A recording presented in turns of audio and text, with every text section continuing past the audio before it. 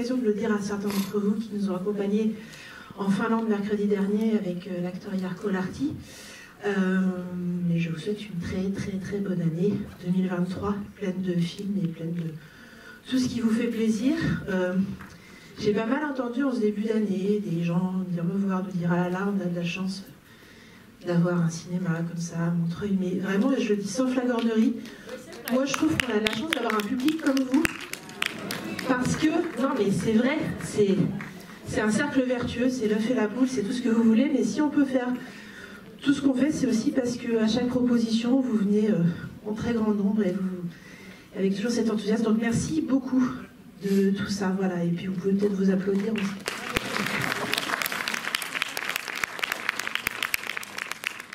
Et sans transition, je suis ravie d'accueillir le réalisateur des Survivants, Guillaume Renusson.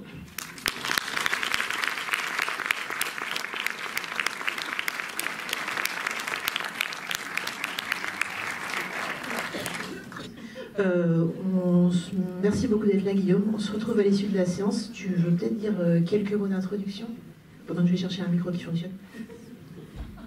Merci beaucoup. Et bon, je ne vais pas vous faire vous réapplaudir une deuxième fois, mais merci d'être aussi nombreux. C'est trop chouette. Ça fait vraiment plaisir. Le film est sorti mercredi. Donc, je suis très heureux et merci à Ad Vitam. Je sais que Mathilde est là, Ad Vitam, distributeur du film. Merci de me permettre de continuer à pouvoir défendre le film, ou en tout cas le présenter, pouvoir échanger avec vous.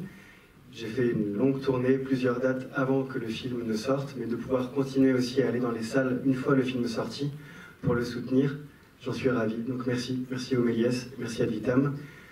Vous allez voir, c'est Les Survivants, avec Denis Ménochet et Zaramir et Brahimi, deux comédiens avec qui j'ai eu la chance de travailler. Je dis la chance parce que ce sont vraiment deux personnes, deux comédiens formidables. Alors, on m'avait dit, quand je me suis dit, tiens, j'aimerais bien faire un long métrage, on m'avait dit, ça prend du temps. Et je crois que je m'inscris véritablement dans ce délire-là. Moi, j'ai commencé à tourner en mars 2020. Ça y est, ça revient là, mars 2020. Donc, niveau timing et niveau flair, c'était pas vraiment au top. Parce que le 16 mars 2020, après une semaine de tournage, je me suis retrouvé devant toute l'équipe à leur dire qu'on devait remballer, qu'on devait arrêter le tournage. Et j'ai été arrêté 10 mois, parce qu'il y a un peu de neige et un peu de montagne. Vous allez voir, c'est un film d'hiver, et je devais tout simplement réattendre qu'il reneige. Donc, 10 mois d'arrêt, tournage arrêté par la pandémie qui a été le dernier à reprendre. Et pour être un tout petit peu plus sérieux, ça a créé quelque chose de très fort, je crois, entre l'équipe et moi, les comédiens et moi, de très intense, ne serait-ce qu'humainement, collectivement. Le fait de redire tout simplement action 10 mois après avoir pleuré en disant on arrête tout, et d'ailleurs à ce moment-là je ne savais même pas si j'allais pouvoir reprendre. D'ailleurs je remercie les producteurs du film parce que souvent on me demande c'est quoi de faire un film avec des producteurs sur un long métrage, est-ce qu'ils ont été présents? Alors moi je peux clairement répondre que oui, parce que pendant 10 mois on a tout fait pour reprendre, j'ai pu reprendre à zéro une prépa de tournage, j'ai pu garder la semaine de tournage qu'on avait tourné, et j'ai fini le film en février 2021. Et ça, pour le coup, ça a été une expérience du coup très forte. J'espère que cette matière invisible, humaine, ce collectif-là dont je parle, est dans le film. Moi, je crois. Je suis très heureux de vous le présenter, parce que j'ai tellement attendu qu'à chaque fois, peu importe où je vais, je suis ému, je suis heureux, et je suis ravi de revenir après pour échanger avec vous. C'est un film qui parle de la situation à la frontière franco-italienne, le sort des exilés, des réfugiés, depuis plusieurs années en ce moment aussi. Et moi qui suis allé plusieurs fois sur place, à chaque fois, je me suis rendu compte de plusieurs choses. La première, c'est que là-bas, à la frontière, il y a déjà, quand même, un sentiment, un parfum de solidarité. Je pense que quand on est montagnard, laisser quelqu'un dans la poudreuse, c'est impossible. C'est un peu comme un marin qui laisserait quelqu'un en pleine mer. Dans la poudreuse, c'est pareil. On l'aide, on le sauve, on est là pour lui, ou pour elle. un sentiment d'impuissance aussi, qui est très partagé, parce qu'on ne peut pas faire grand-chose. Et quelque chose qui, moi, m'a surtout interrogé et qui a créé le film, qui est à la base du film, un sentiment de xénophobie, de rejet, de racisme. Et je crois que tout ça, c'était le point de départ des survivants. Je vous souhaite une très belle projection. Merci, à tout à l'heure.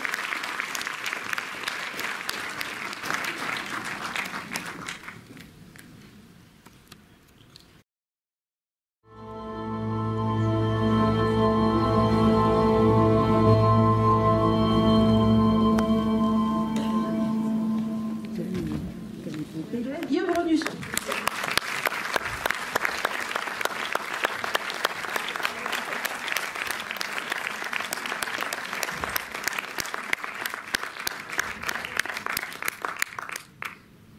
Merci beaucoup.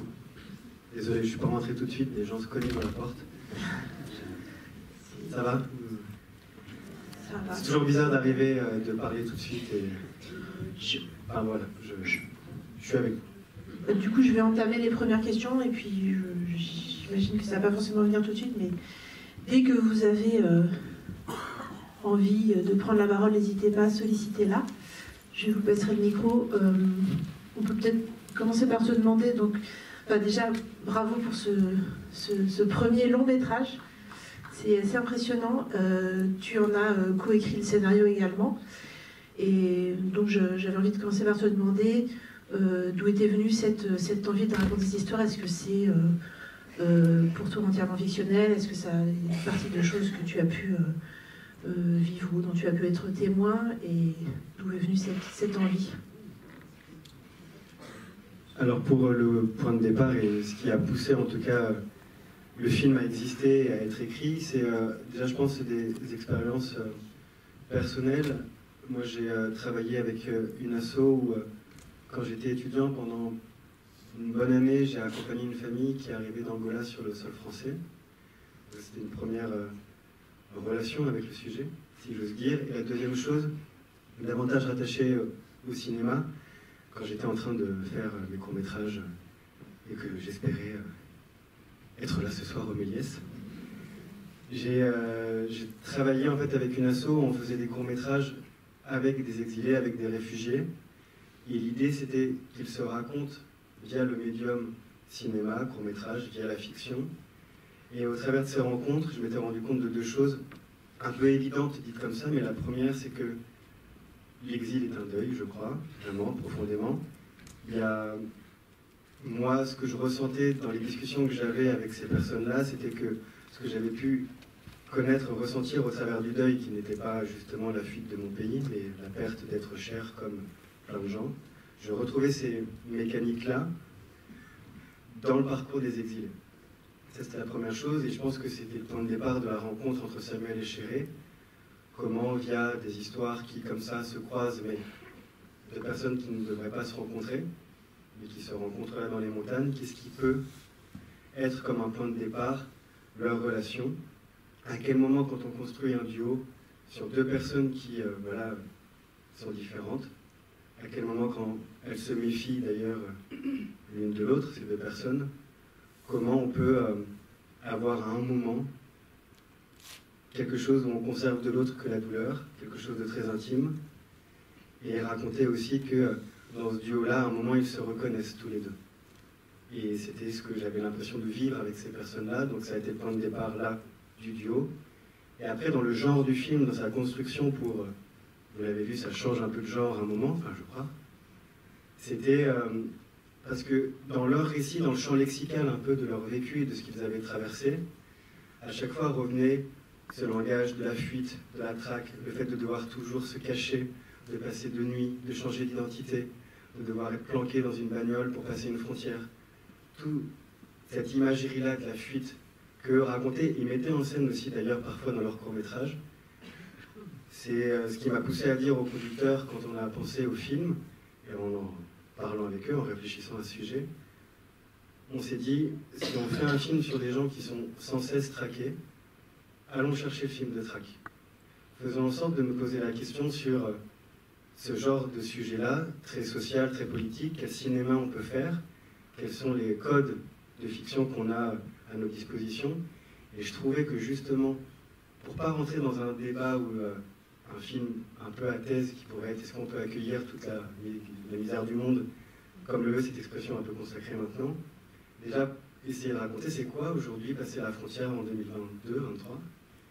et aller chercher un film physique intense, immersif sur aujourd'hui passer la frontière, c'est marcher en jean et en basket à 2000-2500 mètres d'altitude dans la neige, dans le froid, pour espérer une vie meilleure.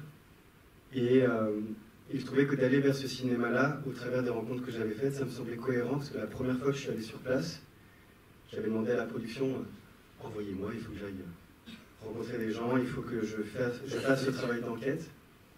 Je me rappelle être de nuit dans la vallée, il était très tard, c'était la nuit, vraiment la pleine lune d'ailleurs, qui renvoie peut-être aux nuits américaines du film, et je me rappelle voir au loin des sortes d'ombres comme ça qui hantaient un peu la vallée, comme certains disaient là-bas, et des réfugiés au loin. J'étais avec une asso, on faisait une maraude et on les voit presque pris dans les phares des dameuses comme ça, avec la police aux frontières qui part en motoneige, cette notion de frontière. Et moi j'étais avec mes personnages en tête, ce Samuel un peu lonesome cowboy comme ça en rédemption, qui fuit le monde, qui veut se mettre à l'écart en fait des hommes, et cette femme qui se retrouve non pas être une indienne mais une afghane qui arrive comme ça à la frontière. Et le réseau d'images que ça a convoqué en étant là sur place, de façon un peu organique, mais qui m'a semblé tellement cohérent, c'est aller chercher cette imagerie du western aussi pour raconter le sujet. Et à un moment, des personnes m'ont fait confiance, j'ai rencontré Denis Ezard et ça a donné ça, je crois. Et ça a donné ce film vraiment qui, je trouve, comme tu dis, questionne à la fois cette question sociale, mais vraiment aussi convoque beaucoup de cinéma, bien sûr. Tu parlais des relations entre les personnages. Il y a peut-être un petit détail qui n'en est pas un dans la construction de leurs relations, c'est cet échange d'objets. Donc moi, j'aimerais bien qu'on parle. Les clés et la carte d'identité. Alors, les clés, c'est un symbole, etc. On comprend ça. Et la carte d'identité, je trouve ça aussi très beau, cette façon de relier le début à la fin du film à quelque chose qu'on n'attend plus. Comment est-ce que tu as eu l'idée de cette scène qui est vraiment clé, pardon, excusez-moi. Je n'ai pas fait exprès, j'avais pas pris de l'échange de la carte d'identité et cette espèce d'intelligence aussi de récit qui relie le film, enfin qui boucle la boucle d'une certaine façon. Alors concernant la carte d'identité, en gros, la première scène que l'on a écrite avec Clément, mon co-scénariste avec qui j'ai fait les courts-métrages dont je parlais vite fait tout à l'heure et avec qui j'ai réussi à passer au long, c'est la première scène que l'on a écrite, c'est la première idée que l'on a eue, et je pense que c'est le point de départ d'ailleurs du film, parce que on s'était dit au travers de tous les thèmes dont je viens de parler, on avait imaginé cette scène d'un homme endeuillé on s'était vraiment dit ça, t'imagines, la seule chose que tu as pour faire passer une réfugiée, toi en galère là-bas, c'est la carte de ta femme, et tu viens d'en rencontrer une sur laquelle tu projettes beaucoup de choses, et on avait eu en fait l'impression qu'il y avait quelque chose de social, de politique là-dedans, mais pour moi, en fait, de faire passer quelqu'un via la projection d'un être aimé, c'était quelque chose qui nous avait ému. Je me rappelle, on était dans un appart, enfin bref, étudiant, machin, et un gros blanc. Et on s'est dit, ah ouais. Et on s'est dit, non, mais il y a vraiment un point de départ, mais surtout, ce qui nous avait plu, je crois, c'est qu'on avait l'impression vraiment de deux personnages à ce moment-là. Et surtout, en fait, moi, ce qui m'intéressait, c'était pas de faire le récit, par exemple, je ne sais pas, d'un Samuel militant qui se dirait au début du film on ne fait pas assez, puis qui se retrouve dans des choses très illégales et qui se retrouve à faire n'importe quoi, à perdre sa femme, enfin bref, dans le trajectoire-là de personnage, ou à l'inverse, un xénophobe, un raciste qui, je ne sais pas, se retrouve à aider une réfugiée et qui, à la fin du film, ah ouais, en fait, ils sont un peu comme nous, enfin, bref, je ne voulais pas faire ces trajectoires-là. Ce que je trouvais vraiment intéressant, c'était de réduire vraiment le personnage de Samuel à sa douleur. Et la raison pour laquelle il se retrouve à aider cette femme, lui qui est dans sa douleur au début du film, est un peu comme nous tous dans le bus, à être impuissant par rapport à ce qui se passe en face de lui, de l'autre côté de la route, c'est qu'il l'aide parce qu'elle est partie avec les affaires de sa femme. Et je trouvais que c'était une raison intime, universelle, qui pouvait parler à tout le monde, et que lui, dans ce chemin-là, son regard sur l'autre allait sans doute changer. et surtout embarquée parce qu'en fait elle renvoie à quelque chose qui va le guérir aussi, et les deux vont se sauver et se remettre sur un chemin de vie. Et je trouvais ça intéressant, et c'est la raison pour laquelle d'ailleurs je voulais pas du tout au début du film, c'est un choix que j'assumais dans l'écriture, qu'on se dise ah mais en fait il l'aide parce qu'il fait ce métier, ah oui mais parce qu'il gagne tant, c'est pour ça qu'il l'aide, t'as vu, est-ce qu'il écoute, est-ce qu'il lit. Je voulais pas en fait que ce soit des critères sociaux ou presque de vie de tous les jours qui puissent expliquer pourquoi il l'aide. Moi c'était vraiment être sur le deuil et faire de Denis et de Samuel donc un monsieur tout le monde vraiment. Donc ça a été le chemin de création sur le duo et sur eux deux. Donc voilà, donc ça nous a emmené à cette scène de carte d'identité pour Samuel. Concernant Chéré, et donc ses clés, pour revenir à cet objet, c'est quelque chose que j'avais vu, j'étais tombé sur une exposition, enfin j'étais allé voir une exposition de photos d'un photographe qui s'appelle Bruno Fret, qui est un photographe en fait, qui avait fait un travail où il photographiait l'intérieur des tentes de fortune de Calais. Donc en gros l'idée était très belle, parce que c'était photographier l'intérieur pour raconter que sous ces tentes de fortune, en fonction de la culture, de l'identité, de la nationalité de chacun, il y avait une réappropriation de cet espace intime, certes très minimaliste, mais avec des accessoires, de la déco, et on voyait, voilà, en fonction des origines, que chacun redécorait sa tente et essayait de se réapproprier un chez-soi. Et dans cette galerie de photos, il y avait une main à un moment, avec des clés, sous lesquelles, en fait, il y avait une petite légende, et c'était un Irakien qui disait « Je ne sais pas pourquoi je les garde, c'est les clés de mon appartement. » Et je ne peux pas m'en séparer, et je marche avec. J'avais trouvé ça très émouvant, pour le spectateur, qui regardait les photos, et c'est allé dans le scénario. Quand j'ai rencontré Zar, parce que Zar, je l'ai rencontré en casting, je l'ai rencontré juste avant qu'elle fasse les nuits de Machad. Donc calendrier un peu fou pour nous. Je vous avoue que le 28 mai dernier, quand elle avait pris l'interprétation féminine à Cannes, on se disait « What the fuck ?» Elle est là, nous on connaissait notre petite Zar, quoi. Et Zar était à Cannes. Et quand je l'ai rencontrée, elle est arrivée en casting et elle m'a dit « Chérie, c'est moi ». Parce que Zar, elle a fui l'Iran en 2008. Et elle ne peut pas retourner dans son pays depuis. C'était une star là-bas. Elle a dû reconstruire sa carrière en France. Et elle est venue passer le casting et elle m'a dit ça « Chérie, c'est moi ». Je lui ai dit « Enchanté ». Et c'est vrai que sur le plateau, quand Chérie parlait, on ne savait pas, nous, si c'était Zar ou Chérie. Et les clés qu'il y a dans le film, c'est les clés de son appartement à Téhéran. Voilà. Parce qu'elle nous a montré, quand je lui ai dit qu'elle faisait le film, on ne l'a jamais raconté à Denis, ça d'ailleurs. Et sur le plateau, Denis m'avait dit « Je ne veux pas connaître son histoire ». Je lui ai dit « Très bien ». Denis Ménochet, acteur studio. Et en fait, on a tous pleuré sur le plateau. Parce que Denis, en fait, comprenait son histoire, elle me racontait en même temps, et c'était les clés de son appartement.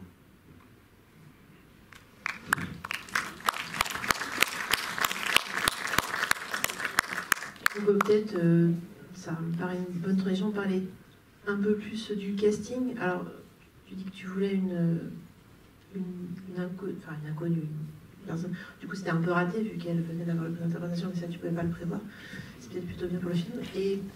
Et puis Denis Ménochet, alors c'est lui, qui est plutôt un acteur assez identifié. Je crois que tu parles du fait de vouloir aussi te servir de ses rôles précédents pour vraiment te servir de ce qu'il incarnait, par exemple, dans Jusqu'à la garde, pour déconstruire ce personnage-là au fil du film. Je trouvais ça très intéressant. Tu peux peut-être nous en dire un peu plus et peut-être nous dire si tu as écrit en pensant à lui directement ou comment s'est passée votre rencontre. Oui, je pense que les comédiens gardent toujours un peu dans leur valise là, de films, dans l'esprit du spectateur, les films qu'ils ont faits. Et je trouvais que Jusqu'à la garde avait été un film tellement fort. Certes, on avait découvert Denis dans Inglourious Basterds, mais je pense que le public français l'a vraiment découvert. Et tout ce qu'il est capable de faire dans Jusqu'à la garde, c'était quand même cette claque folle. Et j'aimais l'idée que, comme je me disais, il faut qu'elle se méfie de lui au début du film. J'aimais l'idée, même dans ce personnage dont on ne sait pas grand-chose, qu'il nous fasse un peu peur au début du film. Qu'on soit là, en fait, à se poser des questions au travers, mais est-ce qu'il est comme ça parce qu'il va mal, endeuillé. Je le dis d'ailleurs, je trouve intéressant qu'au début de Jusqu'à la garde, on soit totalement en empathie avec lui et à se dire oh mais pauvre vieux, mais ce qu'il est en train de traverser alors que c'est un sombre salaud. Et faire une trajectoire inverse pour un moment se dire bah non, il l'aide juste, quoi, c'est qu'il va mal. Et je trouvais que c'était intéressant que ça vienne nourrir la méfiance de Chéré dans l'esprit aussi du spectateur. Donc on avait pensé à Denis pour ça, on lui a présenté le scénario, et moi j'ai passé 3 jours avec lui, il était à Londres à ce moment-là. Moi je me disais juste, putain je vais voir Denis Ménochet à Londres. S'il dit non, c'est quand même trop cool. Et puis il a dit oui. Et on a fait le film ensemble, et Denis, ça a été, je sais pas pourquoi je parle au passé, une relation, enfin c'est la relation la plus folle et dingue que j'ai faite, enfin que j'ai la rencontre professionnelle, j'ai pas non plus 40 ans d'expérience, hein, mais ça se voit. Mais je trouvais ça vraiment, c'est vraiment un comédien en fait qui fait 50% du chemin avec vous. Il crée, enfin, je pense qu'on voit tous l'intensité du jeu de Denis dans tous les films qu'il fait, ne serait-ce qu'à Peter Van Kant et Asbestas cette année. Et il a vraiment, il fait 50% du chemin, et je me rappelle que juste avant de tourner, Denis m'avait envoyé un mail de 20 pages dans lequel il me disait 0-45 ans, voilà la vie de Samuel Boyer. Et quand je dis qu'il s'approprie le personnage, moi à aucun moment d'ailleurs je me sens dépossédé de quoi que ce soit, hein. Je travaille juste avec quelqu'un qui a envie de faire le film, et ça a été une relation de travail fusionnelle, une conversation qui n'a jamais arrêté, ne serait-ce que pendant les 10 mois d'arrêt. On parlait tous les 2 jours. C'est quelqu'un, depuis que je le connais, on s'appelle tous les 2 jours, vraiment, c'est pas une expression. Et là, je sais qu'après, il faut que je lui laisse un message vocal, mais je crois qu'il ne dormira pas, parce qu'il va savoir comment ça s'est passé au milieu ce soir. Si vous avez un message pour Denis Ménochet, n'hésitez pas, c'est le moment. Je veux dire qu'à chaque fois que j'ai prononcé son nom, le public a applaudi, que j'arrivais pas à parler. Et donc non, ça a été une rencontre dingue. Il a fait ce chemin-là, lui, d'aller créer ce Samuel. Même, je sais qu'on a retiré des choses. Alors déjà, vous allez vous dire, qu'est-ce qu'ils ont pu retirer dans le dialogue, là. On l'a retiré parce qu'on savait qu'il y avait cette volonté de faire un film. On parle de 2 étrangers qui ne se connaissent pas. Marcher dans de la poudreuse jusqu'ici, c'est pas le genre de scène où on fait des monologues parce qu'ils sont en galère et que tout le monde est en galère de toute façon. Donc c'était réduire vraiment cette rencontre aussi à un geste nécessaire, solidaire. Je pense qu'à aucun moment on s'est dit d'ailleurs allons chercher une forme d'érotisme dans nos relations, une histoire d'amour. Moi, je pense qu'il y a un côté histoire d'amour pur, c'est comme ça que je le pense, parce que je trouvais qu'il y avait dans cette projection et dans ce deuil et dans elle qui redevient sa femme, qui renaît pour devenir sa femme, expression. Il y avait vraiment quelque chose de très fort là-dedans, et on voulait le réduire à ça. Et justement, d'ailleurs, je pense que quand je parle de moments où ils se font confiance, c'est cette scène où il la change.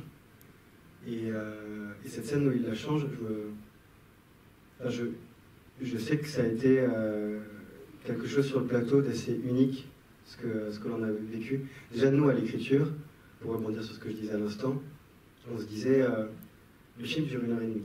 D'habitude, un couple qui ne se connaissent pas, 50e minute du film, ils se retrouvent dans un chalet avec un feu. Ambiance. Voilà. Et nous, on disait, on ne peut pas faire ce qu'on a en tête là.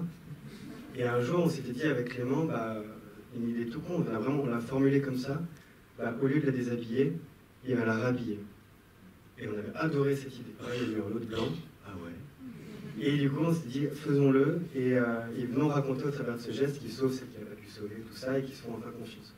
Et c'est une scène qui était charnière et qui venait vraiment raconter le duo, justement, et ce qu'on avait vraiment en tête pour réduire ce duo, vraiment un geste nécessaire, solidaire, une main tendue, où les deux cèdent et s'en sortent et se redonnent un souffle de vie comme ça. D'ailleurs, c'est une scène... Alors moi, je suis beaucoup plus bavard que le film, juste pour vous le dire. Et c'est une scène qui m'aurait... Faire un film dans la neige, c'est quand même un film où la logistique, ça devient un peu une priorité, même au-dessus de l'artistique, souvent. En fait, juste cette anecdote, elle raconte comment le film s'est fait. Le fait de devoir toujours être souple, que en fait, si vous avez en tête vraiment la mise en scène que vous avez écrite, parce que c'est ça qu'il faut faire, et si je ne le fais pas, je meurs, il ne faut pas faire ce genre de film. Parce que chaque jour a son lot d'imprévus. Ce qui arrive le jour J, arrive le jour J. J'avais la chance d'avoir Denis Ménochet qui répétait tout le temps ça. parce que Tarantino le disait sur Inglourious Basterds. Et donc lui, il peut le dire parce qu'il a bossé avec. Et en fait, le matin de cette journée, c'est une journée de tournage pour faire la scène du refuge.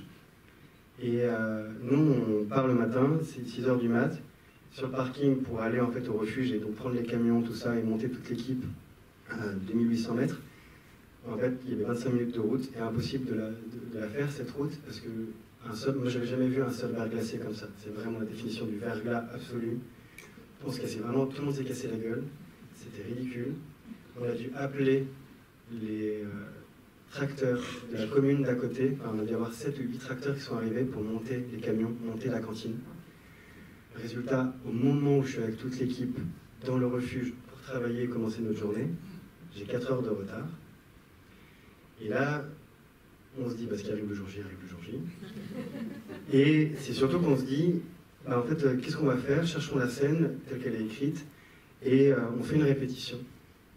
Et Denis Hézard rentre dans le chalet, dans le refuge, et je ne vais pas vous faire toute la scène, mais en tout cas, ils marchent, ils vont jusqu'au coin du feu, ils cherchent des vêtements, ils galèrent, ils essaient de la changer, il part chercher des lumières, il revient, et il essaie de la changer, et elle l'en empêche, elle a peur, sachant qu'en termes de direction d'acteur, c'était pas mettons en colère, ou je sais pas, c'était juste dire à quelqu'un, toi tu sauves ta femme, celle que tu n'as pas pu sauver, et là ça va aller un peu mieux après, mais il faut la sauver pour ces raisons-là, et dire à Hazard, toi tu veux l'en empêcher parce qu'en tant que femme réfugiée sur les routes de l'Europe, tu as sans doute déjà été violée, comme c'est le cas 95% du temps pour une femme réfugiée. Si ce n'est des tentatives de viol, bien entendu. Donc il faut raconter tout ça. Donc en termes de direction d'acteur et de journée, youpi, c'est pas rien. Et en fait, ils font cette scène, ils font cette choré, tel que c'était écrit, ils le font juste. Et c'était qu'une répétition, et je pense qu'on était tous bouche bée sur le plateau. De ce qu'ils venaient juste de faire en répétition, de ce qu'ils venaient de trouver, de l'énergie, de ce que ça allait raconter. Et on s'est dit, on a la scène, on mange, on fait une lumière à 360, comme ça on se prend pas trop la tête, on met quelques sources, voilà. Et on se dit, on change pas toute la lumière toute la journée. Et on a passé en fait 6 heures l'après-midi, 13h, 19h. On a fait que des plans séquences. Donc c'était eux qui rentraient, toute la scène, jusqu'à ce qu'il pose son front sur elle. Et cette scène en plan séquence, pas montée comme dans le film, c'est une prise qui dure entre 13 et 15 minutes. Et ils ont fait ça pendant 6 heures d'affilée. Et moi, là aussi, j'ai pas fait beaucoup de films. Et c'est la première fois que j'ai vu un plateau applaudir les comédiens. Et tout ça grâce au verglas. Voilà. Et un peu à Tarantino aussi. On lui dira déjà. Bonsoir. C'est embêtant parce que je voulais vous demander pour le casting, vous avez répondu. Je voulais vous demander pour les conditions de tournage, vous avez répondu aussi. Et donc en gros, toutes les questions étaient posées. Donc ce que je pourrais dire, c'est que moi j'aime bien les films de track. Et pour le coup, là j'étais carrément dans le truc. C'est-à-dire que du début à la fin, je ne savais pas à quoi j'allais m'attendre. Sauf que j'ai vu vos 2 courts-métrages. Et que je me dis, passer de 2 courts-métrages qui se passent dans des appartements ou dans un lycée, et de se dire en premier long-métrage, je vais faire un film qui se passe dans la neige, à 2000 mètres d'altitude, en faisant une traversée avec 2 personnages qui marchent, et en se disant effectivement toute l'infrastructure que ça monte derrière. Ouais, en arrivant, je me suis dit, il faut déjà y aller, quoi. Donc je suis super content de l'avoir vu, et il y a une chose que j'apprécie beaucoup, c'est dans les films, quand j'oublie des détails. Et j'avais oublié la carte d'identité, et j'avais oublié les clés. Et les 2 moments, quand ces 2 accessoires sortent, je me dis, ah non, mince, je les avais carrément oubliés. Et c'est vraiment ce genre de choses qui fait que je me suis vraiment laissé emporter par ça. Et même, il y a juste un moment, je me suis dit, des personnages qui les traquent ont l'air un peu caricaturaux. Et en même temps, je n'ai pas l'impression qu'ils sont si caricaturaux que ça. C'est-à-dire, tout à l'heure, vous parlez d'eux, mais les autres, vous n'en avez pas parlé. Et effectivement, c'était peut-être une question, c'est de dire, on sait qu'effectivement, il se passe tout ça, la vallée de la Roya, ça se passe au-dessus, il y a des Denis Ménochet, il y a des personnes comme ça, il y a des arts qui sont aussi... Voilà, c'est une histoire qui pourrait être vraie, hein. Et est-ce que les personnages, on va dire les méchants cow-boys, sont des personnages qui sont caricaturaux ou très proches de la réalité, et on peut se retrouver avec des personnes qui sont prêts à flinguer quelqu'un uniquement parce qu'ils vont arriver sur leur territoire en disant ici on est chez nous. Voilà, c'est une question que je me suis... Est-ce que vous avez vu cette question quand vous avez commencé à tourner le film? J'ai eu cette question en commençant à tourner le film, j'ai eu cette question plusieurs fois en débat. Moi, dans l'incarnation du trio, déjà, ça venait de plusieurs faits divers, de plusieurs anecdotes. Il y en avait de très précises. Je peux en donner plusieurs, mais je pense en 2018, de l'autre côté de la frontière, dans la banlieue de Gênes, j'avais été marqué par une histoire au moment où j'écrivais le film, j'étais plusieurs fois sur place. Il y avait un type qui en avait marre du camp de réfugiés qui était en bas de chez lui, qui a pris sa chevrotine, qui a été tiré dans le tas. Voilà.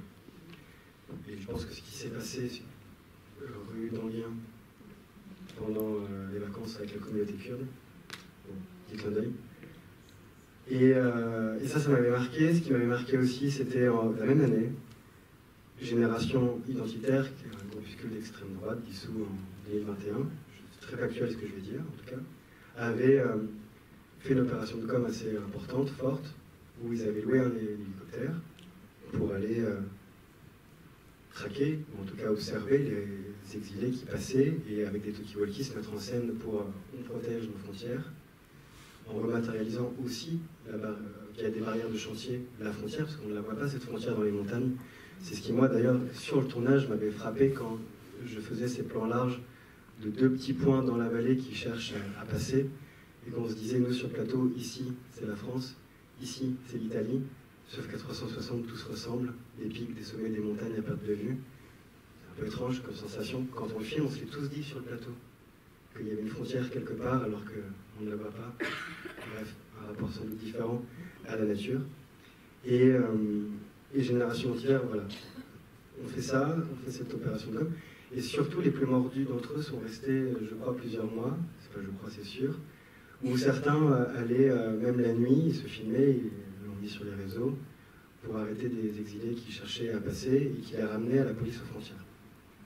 Moi, à aucun moment, je fais ce film pour les représenter, au sens où, pour moi, c'est même un autre film, raconter Génération Identitaire, ses origines, tout ça, c'est un sujet en soi.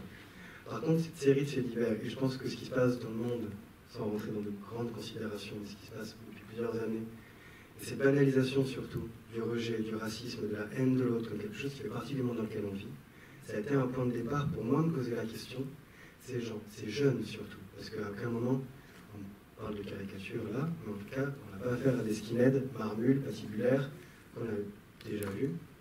Moi, ce qui m'intéressait, c'était de se dire que ça pouvait être 3 jeunes qui pourraient être dans cette salle, et on se dirait, ils sont sympas, ils ont l'air cool, ils sont gentils, ils connaissent Denis au début du film. En tout cas, ils ont cette conviction-là qu'il faut fermer la frontière, que ce n'est plus possible, que ici c'est chez eux. Et moi, ce qui m'intéressait en faisant un film de genre là-dessus, sur ce sujet, c'était juste poser la question, un moment, nous entre concitoyens, parce qu'à aucun moment la traque aussi, je voulais que ce soit via les flics. Là aussi, pour moi, c'est un autre film que de mettre la responsabilité de l'État, même si elle est sans doute à interroger là aussi. Je trouvais ça plus glaçant que ce soit des citoyens qui s'accaparent cette loi. Qui à un moment, en fait, à 2500 mètres d'altitude, 3000 mètres d'altitude, dans ce no man's land que peut être ce désert enneigé, certains se disent justiciers, s'accaparent la loi, enfin en tout cas, se font justice idéologique eux-mêmes. Et quand la parole, le dialogue entre les citoyens comme ça sème, ou à un moment où ils ont ce dialogue, tu vas faire quoi? Si on balance aux flics, on t'a filmé, elle est où? En tout cas, on voit que la discussion elle est impossible d'emblée. Moi, ce qui m'intéresse derrière ça, c'est d'aller explorer la violence qui peut surgir quand la traque après elle s'enchaîne. Et à quel point l'escalade se fait sur pas grand-chose. Parce que dans la chasse à l'homme, si ce n'est la chasse à la femme ici, cette notion de traque, et même à aller mettre en scène ça, c'est ce que je trouvais intéressant, jusqu'à ce que Denis, personnage lambda, n'ait plus que comme seule solution la violence à la fin du film, comme un parcours un peu film que j'admire, Champagne, pour des raisons du cinéma, je ne peux que m'en sortir via la violence, et faire un choix radical là-dedans aussi. Donc je pense que le genre venait raconter comme un avertissement le monde au bord duquel on est, si ce n'est le monde dans lequel on est déjà, je crois. Bonjour. Moi, c'était juste une remarque, je ne sais pas si ça sera une question, mais plus ils étaient fatigués dans la neige et plus j'ai eu l'impression que c'était un peu comme une chorégraphie, comme ce qu'on peut voir parfois en danse contemporaine. Donc je voulais savoir si c'était ma perception, si ça faisait partie aussi de votre volonté. Alors non, mais je le dirais à Denis Ménochet. Parce que c'est marrant, Denis, l'autre jour, parlait de ballet décor dans une interview, je l'écoutais. Et je pense en tout cas que ce qui m'intéressait en choisissant Denis Lézard, c'était forcément ce côté colosse au pied d'argile chez Denis. Et chez Lézard, ce côté frêle roseau en face de lui, qui est celle qui va le porter jusqu'au bout. Et donc il y avait un rapport au corps, forcément, de cette distance, jusqu'à un moment de marcher ensemble, de s'aider, de se porter. Et même un moment de soit elle, soit devant lui qui le sauve, jusqu'à ce qu'il ait sa tête sur son épaule à la fin. Mais ce qui est sûr, c'est que je pense que marcher dans la neige, et ce que ça apporte d'aussi accidenté dans la marche, et dans l'épreuve, et dans le calvaire que c'est vraiment un calvaire de marcher dans la poudreuse quand même. Peut-être que sur certains plans, c'est venu évoquer ça. En tout cas, je vous remercie, parce que c'est joliment dit. Mais la chorégraphie était peut-être ailleurs dans d'autres scènes. En tout cas, celle, pour le coup, il la change. Donc voilà. Mais il y avait quelque chose sur deux corps qui, forcément, allait raconter quelque chose dans le contraste et dans c'est qui, en fait, celui qui porte l'autre pendant le film. J'ai trouvé que la montagne, les images de montagne et tout le lieu, et la force et la musique, c'est très important. Très fort et très beau. Merci beaucoup. Et non, mais il y avait pour la montagne, oui, je pense, un rapport vraiment à ce qu'on avait filmé. Et je trouve que ce qui n'était pas évident, mais parfois je l'entends, et c'est le cas, c'est des paysages qui sont magnifiques, majestueux, tout ça, les montagnes. Mais le défi aussi, en venant les raconter, c'était pas de se dire on a vraiment envie d'y aller le week-end prochain.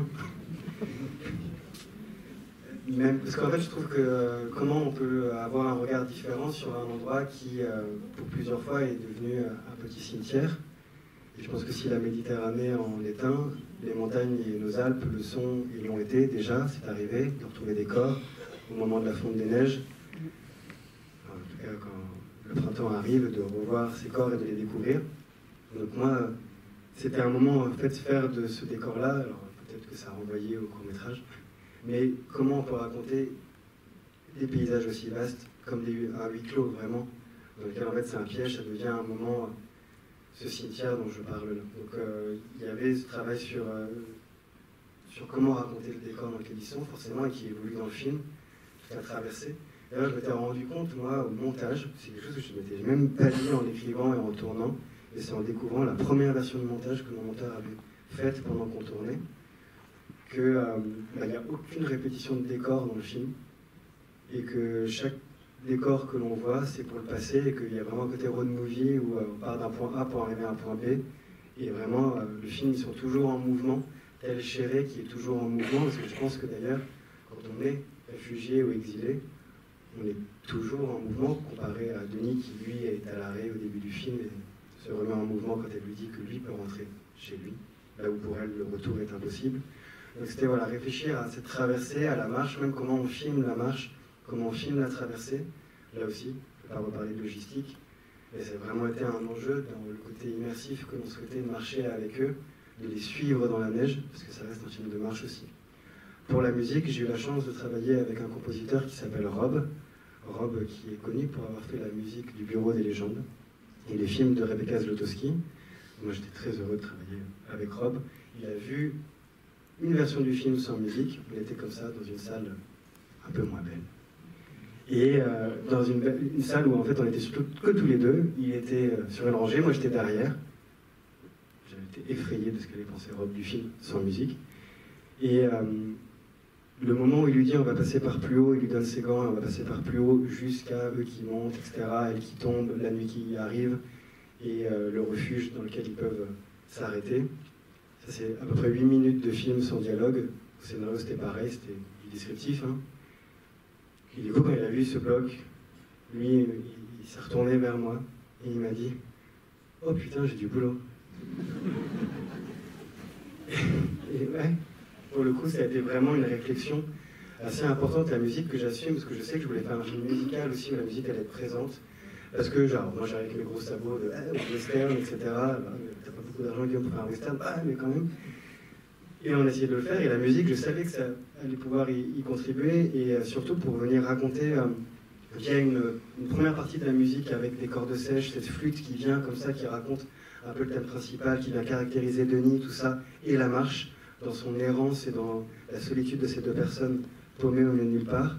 Et lui, Rob, qui a aussi un héritage assez électro dans sa musique, est venu trancher dans la track le western pour essayer de trouver quelque chose d'un peu plus contemporain là-dedans, et c'est lui qui a eu l'idée de quelque chose de très nerveux, urbain comme ça dans la track, pour venir raconter autre chose et trancher aussi comme deux films qui comme ça cohabitent ensemble, et à la musique en tout cas, et c'est comme ça qu'on a travaillé, et moi je suis hyper fier d'avoir travaillé avec ce gars que j'estime être extrêmement talentueux. Oui, bonsoir. Un peu dans la continuité de ce qui était relevé précédemment, moi, c'est pas tant la musique qui me reste en mémoire, même si j'étais un peu agacée par la violence extrême des protagonistes des deux côtés, in fine. Mais je comprends dans vos explications l'intention. Mais moi, ce qui m'a frappée, ce qui me restera en mémoire, c'est le souffle, la respiration. Parce que finalement, dans cette montagne, il y a peu de dialogue, puisqu'ils ne sont pas en situation de discuter. Mais c'est le bruit de la respiration de Denis Ménochet en particulier, qui lui est quand même costaud, solide, un peu terriblement implanté, alors qu'elle est toujours prête à s'évader, in fine. Et elle finit par se retrouver devant lui, alors que c'est lui qui est censé lui montrer le chemin. Il y a une espèce d'inversion comme ça. Et c'est comment on enregistre cette respiration ? Ça ne se voit pas, c'est pas l'image, c'est le son. Dernière question, votre film est sorti depuis mercredi, je crois. Comment ça marche? Je crois que mis à part ça, le Méliès. Pour dire le travail sur le son, c'est vrai que j'avais quelques références de films, et moi j'avais été, parce que je l'ai vu en salle, j'avais été très marqué par le travail sur le son dans Essential Killing de Skolimowski, car film de traque dans la neige, avec un homme seul, voilà, qui vit plein de galères. Et c'était pas que le souffle d'ailleurs, c'était comment reproduire aussi ces tissus, ces manteaux qui se frottent à des branches, le vent autour, les pas dans la neige. Tous les pas dans la neige du film, je les ai arbouités. C'était un truc que je voulais faire. Donc on a pu le faire. Tous les moments où il marche, tous ces pas-là, on les a refaits, vraiment, de A à Z. En prenant aussi beaucoup de choses sur le plateau, notamment dans l'effort. D'ailleurs, c'est ce que dit Denis, je l'ai lu dans plusieurs interviews, on en avait déjà parlé. Dans les difficultés principales pour lui sur le tournage, ça a été justement de toujours retrouver le souffle dans la track. C'est vrai que quand on fait une journée, d'ici, parce que j'ai eu la chance de pouvoir faire vraiment l'ascension dans la continuité. On trouvait ça mieux et on pouvait le faire. Et du coup, on faisait une journée, et le lendemain, c'était plus haut, plus dur, et le surlendemain, encore plus haut et encore plus dur. Et lui et eux deux, à devoir à chaque fois retrouver ce souffle dans la marche, dans le jeu. Et je me rappelle, on aurait dit deux barjots, ils étaient tous les deux, merci monsieur, ils étaient tous les deux à se rouler par terre, etc., s'épuiser. Denis, il disait, il faut les raccords neige, il jetait de la neige dans la tête, etc. Et puis on disait, action, puis il partait, puis il était là, puis il la reprenait, il la portait. Il y avait cet effort, en fait, sur le souffle, pour venir raconter, en fait, le côté physique du film, qui était vraiment quelque chose que je voulais faire, comme je disais tout à l'heure, comme moi sur ce sujet-là. Je voulais pas du tout être moralisateur, etc., leçon de morale, machin, je sais pas quoi. Ce qui m'intéressait, c'était vraiment, dans les récits, une fois encore, que j'avais obtenu de la part d'exilés, l'effort physique que c'est. Posons juste la question, une fois encore, c'est quoi traverser une frontière? C'est cet effort-là, essayons de le raconter. Ça passe par l'effort, ça passe par le physique, par des corps, par eux deux qui galèrent, et par le souffle, justement, dont vous parlez, qu'on a refait aussi un peu en post-synchro, comme on dit, où ils reviennent pour pouvoir, quand on manquait de son. Mais ce qui est fou, c'est que c'est pas quelque chose sur le souffle qu'on a dû beaucoup refaire, comparé aux pas dans la neige qui parfois nous échappaient un peu au son. On les a refait au bruitage. Mais ils étaient tellement investis dans cet effort que le souffle était là. Il y avait toujours ce travail-là et on l'avait en tête, nous. Et justement, dans cette dimension survie, pour venir aussi dans les thèmes dont je parle, raconter le côté survival du film, je me rappelle, et c'est une anecdote qui vient aussi répondre à ce que je disais tout à l'heure, de Denis participe avec vous à la création du personnage et du coup en faisant ça vient hisser aussi le film. C'est certes souvent émotionnel puisque ça leste l'état émotionnel du personnage, mais ce qui était très fort, c'était de voir l'investissement de tout le monde sur le plateau dans cet effort-là. Et je me rappelle d'une séquence, c'est une séquence qu'on a tournée qui est juste au moment où il lui dit on va devoir passer par plus haut. Donc nous on arrive un peu plus tôt pour répéter la scène, la chercher aussi dans le décor parce que lire le scénario en appartement dans un chausson avec des chaussons tous ensemble, ça n'a rien à voir avec être sur le plateau le matin et le froid et compagnie. Du coup on répète cette scène et Zar, du coup parfait, la marche là, hop, Zar elle est un peu plus bas et Denis lui dit on va devoir passer par plus haut, s'ils reviennent ils vont t'emmener, etc. C'était pas si longtemps. Et en fait, on fait cette scène-là et on sent qu'il y a un truc qui bloque un peu. Et moi, comme j'avais décidé en plus de faire tout dans la continuité, c'est vrai que j'essayais de mesurer, parce que souvent des gens me disent à la fin « Oh, mais ça m'a fait penser aussi à The Revenante ». Moi, je prends. Il y a juste 200 millions d'écart entre les deux. Un peu fortuit, dit comme ça. Mais cool. Mais c'est surtout que DiCaprio, il a de la fausse neige autour de lui. Voilà. Quand même pour le dire. Denis, nous on n'avait pas de fausse neige. Donc c'était mesurer aussi l'effort et comment on allait travailler avec les comédiens, parce qu'à un moment on travaille avec des êtres humains aussi. Et je vois qu'on n'arrive pas, on en refait une, et puis là dans la scène, parce qu'en fait ce qui manquait c'était le contrat qui se passait entre deux à ce moment-là. C'est on va passer par plus haut, elle se méfie, il répond pas à la question de qui sont ces gens, et qu'est-ce qui peut lui donner envie de remonter et d'aller avec lui à ce moment-là, de le suivre. Lui qui vient juste de lui dire après la forêt tu continueras toute seule. Et Denis en fait enlève ses gants dans la scène. Il lui donne ses gants. Et moi je suis avec la script, qui est responsable de toute la continuité, et on tilte tous les deux, et je vais voir Denis, et je dis mais Denis, moi je trouve ça super. Je pense que c'est ce qui manque à la scène. Trop fort. Par contre, t'as plus de gants après dans la marche, et le lendemain, on faisait toute la marche pendant une semaine, et lui qui marche, qui glisse, main nue, tout ça. Et Denis qui me répond, tu fais un film de survie ou tu fais pas un film de survie, Guillaume? Voilà, petite anecdote. Denis Ménochet.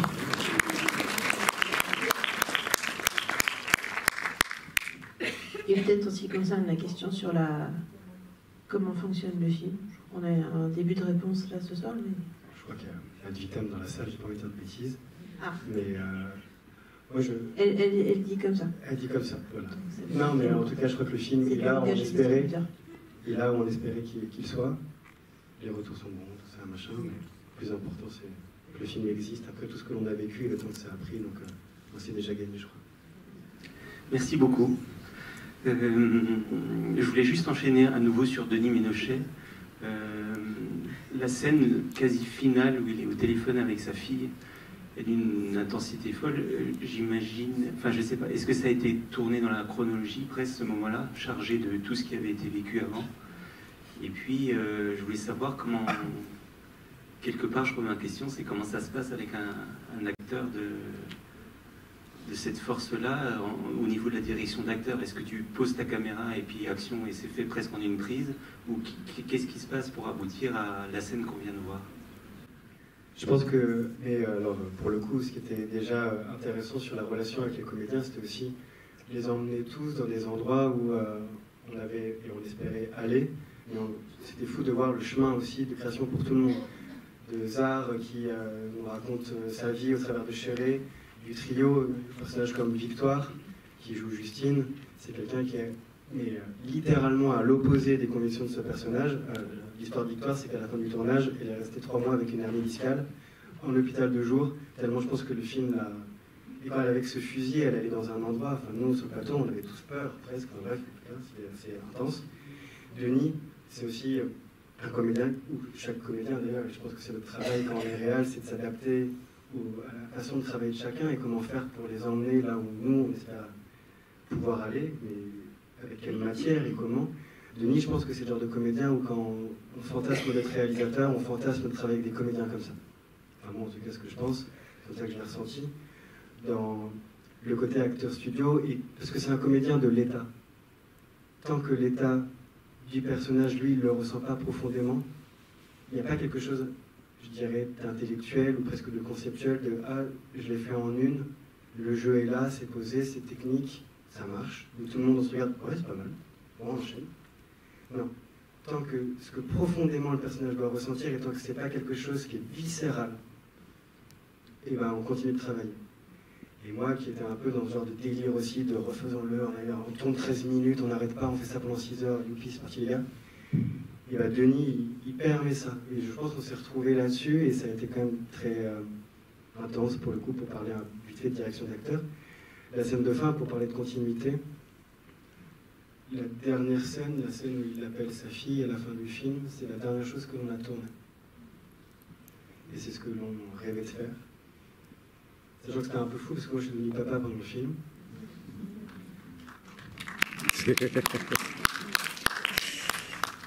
Parce que quitte à être arrêté 10 mois, autant faire un gosse. Et ce qui est fou, c'est qu'il est arrivé vraiment pendant le tournage. Alors déjà, Louis est arrivé. Je vous raconte ça parce que c'est la fin de la tournée, donc je suis en mode allez, je raconte tout. Une semaine avant, quand on a terminé la scène de la carte d'identité dans la voiture, qui était le dernier plan de Zar, fin de tournage pour Zar ensuite, il était 4h du mat, ma femme m'a appelé sur le parking 20 minutes après en me disant je perds les os. On était dans les Alpes, moi je vis au Mans.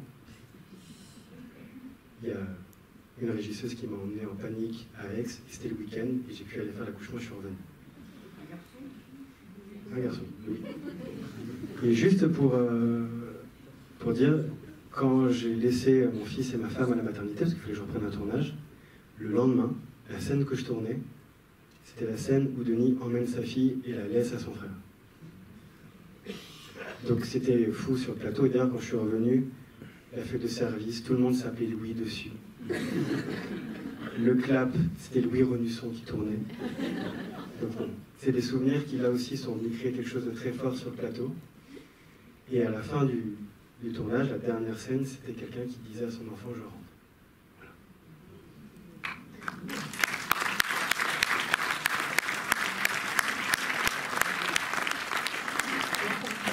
Bonsoir. Je voulais savoir si vous aviez, si vous aviez voulu faire des clins d'œil, ou moi j'ai vu 2 allusions dans votre film à Shining. Le plan où on voit le car arriver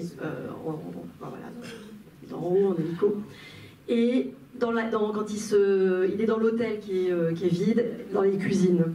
Donc j'ai même pensé qu'elle s'était planquée dans un four, et après il y a la scène hyper presque gore, horreur, où il frappe le mec. Donc je voulais savoir si vous aviez pensé à Shining en écrivant ces scènes.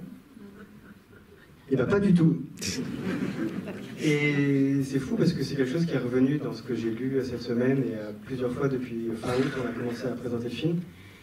Alors moi je prends mais totalement, bien entendu. Mais je pense qu'il y a j'avais des références qui étaient très identifiées d'autres films, etc. Et je pense qu'il y a des films qu'on met tellement sur des étagères folles que d'arriver et dire, je sais pas, à l'aventure recette au CNC, alors en référence du Shining. Je pense que je l'avais même pas en tête. Peut-être qu'il y a des choses qui sont comme ça, digérées et qui arrivent dans ce que l'on fait. Alors, peut-être pour le bus en tout cas, mais pour répondre à l'hôtel abandonné, ce qui est fou, c'est que c'était quelque chose qui n'était pas du tout prévu, ça, l'hôtel abandonné, pas pour des raisons logistiques, mais parce que j'avais juste en tête, quand on écrivait le film, qu'à un moment, l'affrontement final, mais en tout cas ce qui se passe à la fin, se situe dans une station de ski abandonnée, pour épouser là aussi des thèmes et des codes rattachés au western. Et j'avais trouvé un repéreur dans la vallée, on a travaillé avec lui, et elle me dit, on en a une, parce que alors, sur internet, comme il existe tout, il y a déjà un site qui recense toutes les stations de ski abandonnées. Okay. Et là il me dit, à côté au nord de Gap, Céus 2000, ça s'appelle, c'est une station qui cartonnait dans les années 80-90, de moins en moins de neige, des complexes beaucoup plus forts plus loin. La station est vide depuis 2014-2015. Moi, j'arrive sur place, il me dit, bah voilà, regarde là-haut, t'as la remontée mécanique que t'as écrite, là t'as une motoneige qui est bâchée, ça va être bien. Et moi, je regardais pas du tout ça, j'étais là face à l'hôtel, abandonné, j'ai dit, c'est quoi ça? Et c'est fou parce que je pense qu'en repérage, c'est aussi une étape d'écriture, le repérage, c'est ça que je trouve chouette dans le fait d'aller chercher des endroits, parce qu'en fait, ça continue de nourrir l'écriture du film. Et on a appelé directement le village en bas, la mairie, on a trouvé le numéro de la propriétaire qui a remonté 1 heure après. Je me rappelle, elle était déçue parce qu'elle pensait que des gens voulaient le racheter.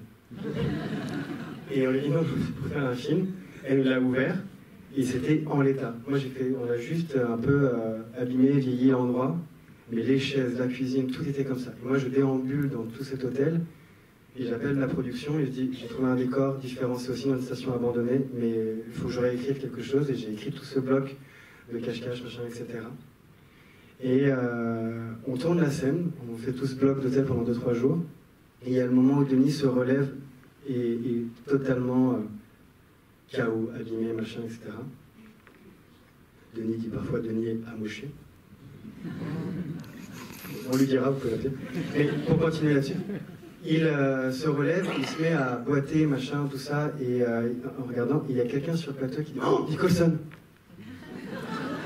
Et on a regardé autour de nous, et ça, mais en fait, et on l'avait pas du tout en tête, et c'est marrant que ça revienne comme ça, et que ça arrive jusqu'à des débats comme ça. Et merci à vous. Merci. Merci beaucoup, Guillaume Robuchon. Merci à vous tous et tous pour votre présence, vos questions. Merci à Mathilde Roca, à l'INSAM, qui nous a permis d'organiser cette projection ce soir. Donc le film est sorti mercredi. Parlez-en autour de vous. Je vous souhaite une très très bonne soirée à tous et à tous. Et merci beaucoup, Guillaume, pour ce très beau débat. Après ce très beau film.